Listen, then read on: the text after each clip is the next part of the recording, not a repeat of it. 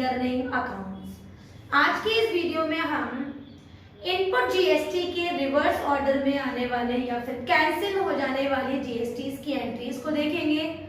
Output GST कहाँ लगता है वो भी देखेंगे और एक न्यूमेरिकल करेंगे और चैप्टर को अच्छे से कंप्लीटली वाइंड अप करेंगे। मैंने बोर्ड पे कुछ रिवर्स एंट्रीज लिखी हुई है। General entries on which GST claimed as input is reversed या फिर कैंसिल। तो उसके जो कॉन्सेप्ट्स है वो है, पहला है goods distributed as free sample. अगर goods distributed as free sample की बात होगी तो वहां पर जीएसटी रिवर्स ऑर्डर में लगेगी। तो अगर मैं इसी फ्री सैंपल की बात करूं तो एंट्री होगी advertisement account debit to purchase to input GST. वो इनपुट अगर आईजीएसटी है तो आईजीएसटी लगा देंगे और सीजीएसटी और एसजीएसटी है तो सीजीएसटी एसजीएसटी लगा देंगे। मैंने एक नाम लिख के छोड़ा है जीएसटी, राइट। दूसरा है परचेज रिटर्न। ये मैंने अपनी लास्ट वीडियो में भी आपको बताया था कि परचेज रिटर्न में गुड्स जो होते हैं हमारे रिटर्न हो जाते हैं उस पर जीएसटी रिवर्स ऑर्डर में लगती है। तो अगर कैश ट्रांजैक्शन था तो कैश को डेबिट करेंगे और क्रेडिट था तो क्रेडिटर्स का नाम डेबिट करेंगे to purchase return to input GST. GST एक ही बार लिखा हुआ है। अगर वो इंट्रा जीएसटी है तो सीजीएसटी एसजीएसटी लगाएं और अगर वो इंटर जीएसटी है तो वहां पर आप आईजीएसटी लगाएंगे। ये हम पहले ही पढ़ चुके हैं। Goods given in charity account debit to purchase to input GST, ये भी रिवर्स ऑर्डर में लगा। गुड्स लॉस्ट बाय फायर या फिर theft, lost by fire theft to purchase to input GST, यहाँ पर भी इनवर्स ऑर्डर में लगेगा, रिवर्स में। And the goods withdrawn by the proprietor for the personal use, यहाँ पर भी drawings account debit to purchase to input GST.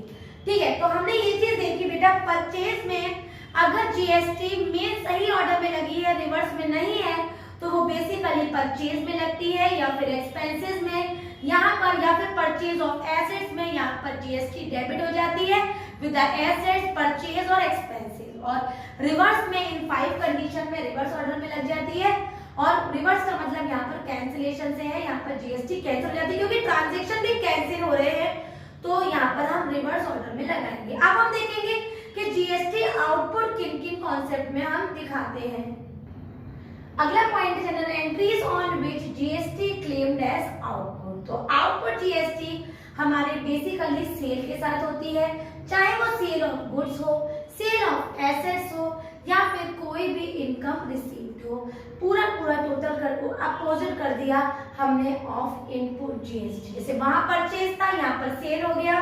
वहां पर हमारे एक्सपेंसेस थे, यहाँ पर हो गए हमारे इनकम रिसीव्ड। वहां पर एसेट्स का परचेज होना था, यहाँ पर एसेट्स का सोल्ड होना था। एक एक करके इनके कॉन्सेप्ट को देख लेते हैं। गुड्स सेल हुए हैं, अगर बेटा गुड्स कैश में सेल हुए हैं तो एंट्री हो जाएगी हमारी cash account debit to sales to output GST लिख देती हूँ। अगर वो इंटर जीएसटी है तो यहाँ पर आईजीएसटी कर देना और इंट्रा है तो टू आउटपुट सीजीएसटी और टू आउटपुट एसजीएसटी लिखकर छोड़ देंगे। क्लियर है। नेक्स्ट है हमारा सेल ऑफ एसेट्स। अगर ये चीज और देख लीजिए, अगर गुड्स हमने उधार बेचे हैं तो यहाँ पर डेबिटर का नाम भी आ सकता है। उधार है तो कैश है, कैश में बेचा है तो कैश आएगा। इसी तरह से एसेट्स में भी यही करेंगे। कैश अकाउंट डेबिट, यहाँ पर अगर मान लो कोई एसेट्स है, मान लो फॉर एग्जांपल फर्नीचर है तो cash account debit to furniture to output GST. अगर सीजीएसटी एसजीएसटी है तो 2 बार में लिख देंगे और अगर आईजीएसटी है तो टू आउटपुट आईजीएसटी से कॉन्सेप्ट को फिनिश करेंगे। तीसरा है हमारा इनकम रिसीव। फॉर एग्जांपल अगर मैं अज्यूम कर लूं कि यहाँ पर मैं कमीशन रिसीव की बात कर रही हूँ, किसकी बात हो रही है, कमीशन रिसीव की। तो कमीशन रिसीव में बेटा हमें क्या करना है, क्योंकि रिसीव हुआ है तो कैश हमारे पास आया होगा, तो कैश अकाउंट डेबिट किस पॉइंट ऑफ व्यू से आया होगा, टू कमीशन के पॉइंट ऑफ व्यू से, और यहाँ पर साथ में लगाएंगे टू आउटपुट जीएसटी। ठीक है, तो अगर वो हमारा इंटर जीएसटी है तो टू आउटपुट आईजीएसटी लगाएंगे, इंट्रा है to output CGST and to output SGST. जो रेट दे रखा होगा उस रेट पर हम 2 बार में डिवाइड कर देंगे और आंसर को निकाल देंगे। क्लियर है। अब इससे बेस 1-2 क्वेश्चंस देख लेते हैं, 2-3 पॉइंट्स देख लेते हैं ताकि इस कॉन्सेप्ट को पूरा वाइंड अप करेंगे। पहला पॉइंट देख लेते हैं न्यूमेरिकल पॉइंट ऑफ व्यू से।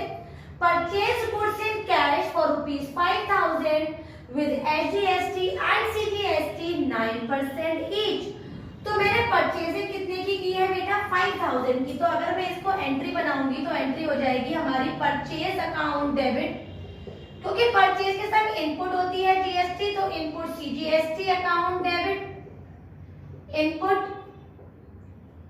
SGST account debit to cash account being goods purchase. Purchasing की मेन अमाउंट परचेज में लिखेंगे, जीएसटी निकालेंगे इस पर 5000 का हम 9% और वो हो जाएगी हमारी 450।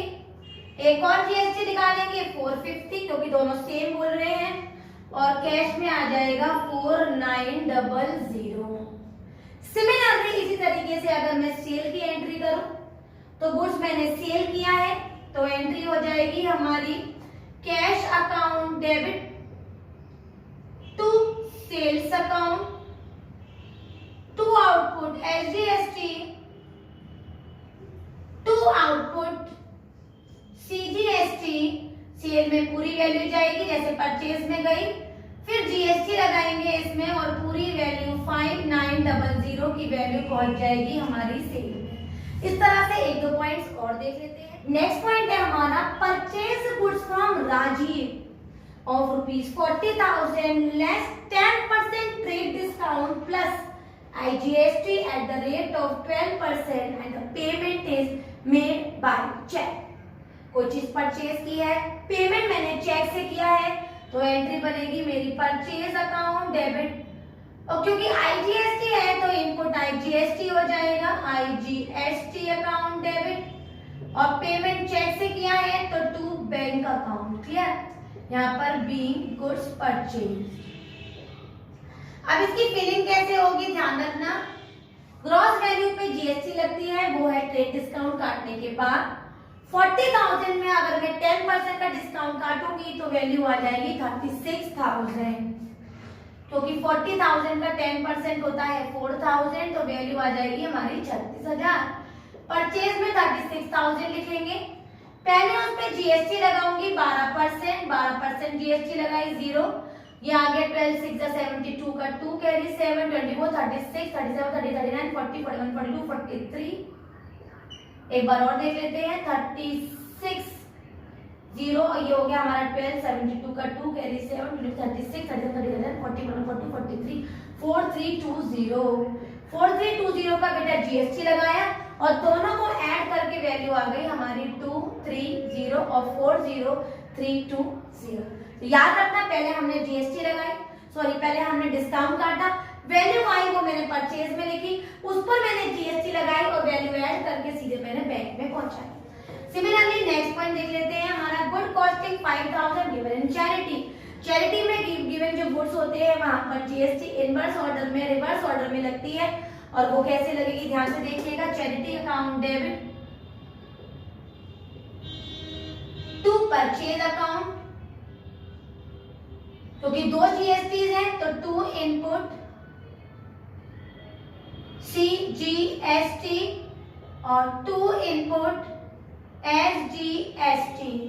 मैंने वैल्यू लगाई, चैरिटी में लिख दिया मैंने पूरा का पूरा 5, परचेज में लिख दिया मैंने पूरा का पूरा 5000 के बाद बेटा मैंने इस पर 9% की वैल्यू लगाई और 9% ईच कह रहा है तो 450 यहाँ गया और 450 यहाँ, और चैरिटी में चला गया 5900। सबसे पहले वैल्यू लिखेंगे परचेज में, उसके बाद उस पर जीएसटी ऐड करेंगे, जो मेन वैल्यू आएगी वो हम अपोजिट ट्रांजैक्शन में दिखाएंगे। इस तरह से हमने इनपुट के आउटपुट के सारे ट्रांजैक्शंस, रिवर्स वाले, जो रिवर्स नहीं है वो वाले भी, डिस्काउंट लगाने पर और उसको किस तरह से शो करते हैं वो ऑलमोस्ट सारे ट्रांजैक्शन देख लिए। इस तरह से इनकी लेजर पोस्टिंग होती है और ये फर्दर अकाउंट्स में चले जाते हैं, और इस तरह से जीएसटी का कॉन्सेप्ट पूरा फिनिश हो जाता है। अगर आपको एक एक कॉन्सेप्ट चाहे वो इनपुट का रहा हो, आउटपुट का रहा हो, इंट्रा इंटर दोनों, या फिर कोई भी कॉन्सेप्ट रिवर्स ट्रांजैक्शन का रहा हो, अच्छे से समझ में आ गया हो, एक एक पॉइंट आपको क्लियर हो गया हो, तो मेरे वीडियो को लाइक करें, शेयर करें और मेरे चैनल को सब्सक्राइब जरूर करें। Thank you.